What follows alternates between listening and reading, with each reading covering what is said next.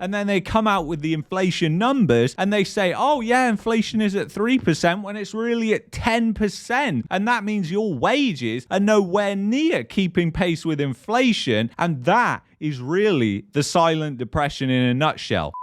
How much money are the big banks in Canada losing as people are walking away from their debts and leaving Canada? I have a shocking story for you today that we're going to start with, but it gets even worse when you get into the replies to this story. So obviously it comes from Shazzy. Check him out. Highly recommend following him. A young immigrant is fleeing Canada, drowning in debt with no home to return to in India. $8,000 in unpaid credit cards, broken dreams, and a visa expired. His only question, will they chase me across borders? And it basically says, leaving Canada after 4 years, overwhelmed by debt, no home to return to, need advice. Sad story, really. So after 4 years in Canada, I've made the painful decision to leave. This country gave me hope, but I can't settle here anymore. The truth is, I have nothing left back in India. No family, no home, no job, and no support system. My parents are gone, and the life I knew doesn't exist anymore. I'm drowning in debt. $8,000 in Canadian credit card debt. In the context of Canada's debt bubble, I mean, that's just a tiny amount. There are people in way bigger debts, but it depends on your situation. If you're only pulling in $500 a month, then $8,000 is a monumental amount. So he also goes on to say, unpaid student loans from India. I feel broken, depressed, and completely lost. I love Canada, but the loneliness, financial stress, and lack of affordability have crushed me. And that's the crazy thing. This is a story with a theme that we hear time and time again, just repeats over and over again. Why are most people leaving Canada? It's because of the cost of living. It's because it's so unaffordable and it's so expensive because people aren't earning enough money. If you look at a chart of real wages adjusted for not the fake CPI, but the shadow stats CPI, which is the fixed basket of goods like in the 1980s, you see the reality of the destruction of living standards in Canada, which is when you look at what's happened on this chart, there's only been 2 times where wage growth has gone into positive territory. And one was in 2008 and the other was in 2020.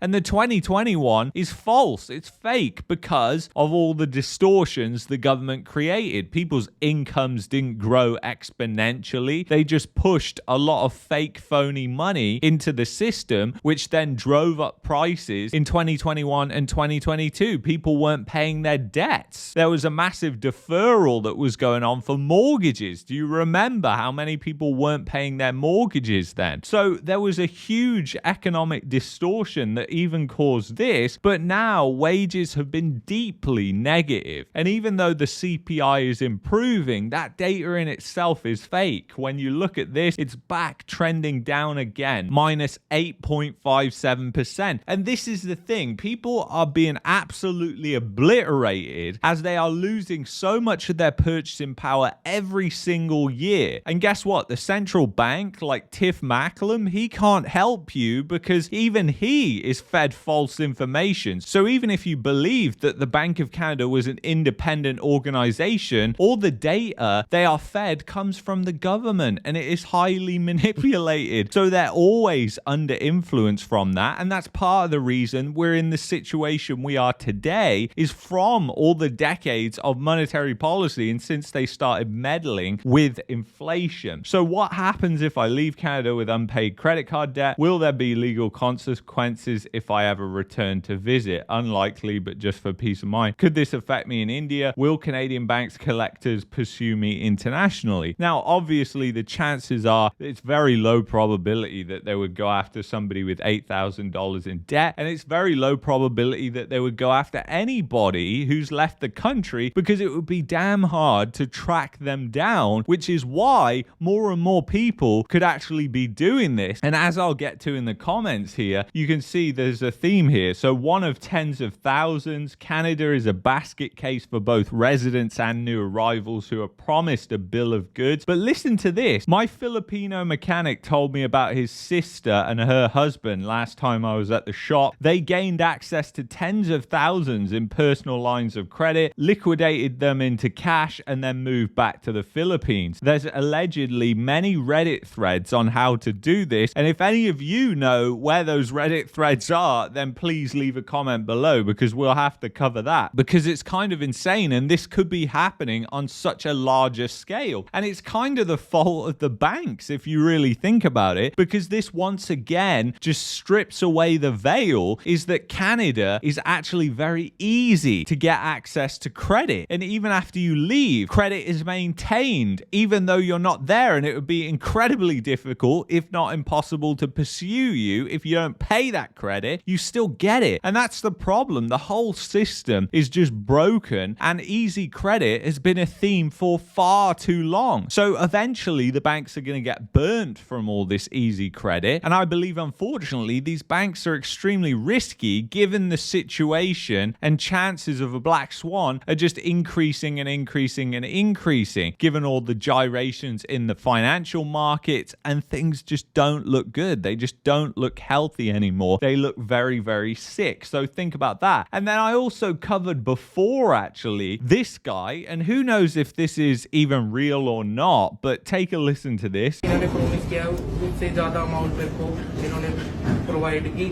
you, Harry. How much? What about money? How much did you get, bro? 120K.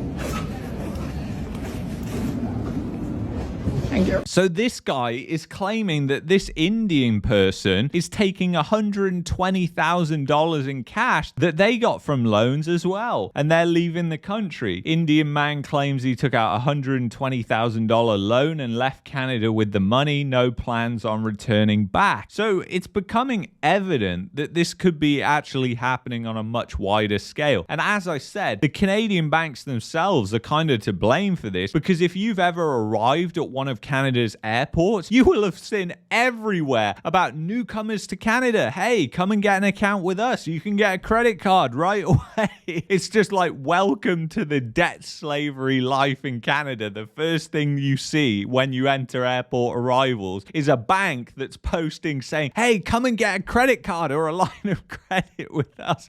And you know these banks have been doing this. Any of you who have flown over the past 4 or 5 years will have known that this has really been ramped up and ramped up and ramped up. And I think this could be a major problem that's happening. And when you consider how much debt is in the system, it's a significant risk, and it's a significant financial risk to the banking system as well. But like I said, the destruction of living standards is mainly due to that fake inflation number, and nobody knows that. And that's why they prefer to just blame minority groups, or just blame Trump, or just blame somebody else, instead of actually looking at the people who did it, which is the government. The government itself is to blame for all these problems, and people are looking at the arsonists saying that they're going to put out the fire is just completely insane to me. And then you've got to listen to this, because this just proves the point completely of where Carney is going to get $28 billion in mystery savings. When he's questioned on this, just see how he responds. In the campaign,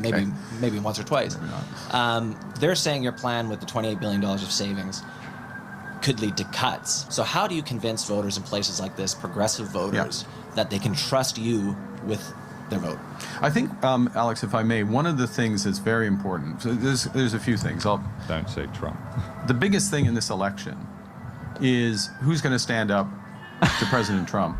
There you go. There you go. The biggest thing in this election is a short-term thing which could be squashed within the next 6 to 8 months. Why on earth is it that the political parties are so keen on dividing everybody? You know, whether it's hating immigrants, whether it's Donald Trump, it doesn't really matter, but they're very keen on dividing us. And the reason is because they don't want you to actually think for yourself and think, hold on, a a reason for a lot of my problems is the government. The government constantly stepping in, the government constantly printing deficits, which is money creation that goes into the new supply of money that drives up the costs of goods and services that you want to buy and makes inflation a lot worse. And then they come out with the inflation numbers and they say, oh yeah, inflation is at 3% when it's really at 10%. And that means your wages are nowhere near keeping pace with inflation. And that is really the silent depression in a nutshell. Anyway, I want to thank you so much for watching this video. If you've enjoyed this video, I'd highly recommend that you check out that video there. And then if you're looking for a VPN and also want to help support the channel, visit the link in the description, expressvpn.com/marketmania. Great VPN. I use them all the time, including right now. I will see you on the next one. Take care, guys.